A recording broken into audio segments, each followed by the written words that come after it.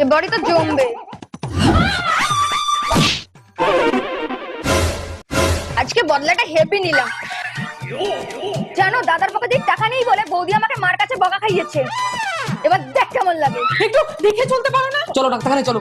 দাদা বৌদির মনে চশমা লাগবে, যা গিয়ে চোখে ডাক্তার দেখিয়ে নিয়ে আয়। মানে এইসব ওরই কাজ? দেখাচ্ছি মজা। চলো না, আমি ঠিক আছি। না, সাহায্য তো করতেই হবে। আহা,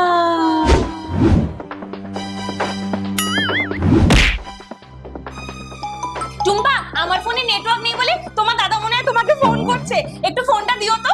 কি করে? এ নাও, তোমার বয়ফ্রেন্ডের সাথে যত মেসেজ ছিল সব এই ফোনে ট্রান্সফার করে নিয়েছি। এটা কাকে দেখাবো, তোমার মাকে না দাদাকে? না না বৌদি, তুমি এরকম করো না, তুমি যা বলবে আমি তাই করবো। তাহলে আজকে তুমি যা করেছো সবার সামনে স্বীকার করবে। ঠিক আছে ঠিক আছে।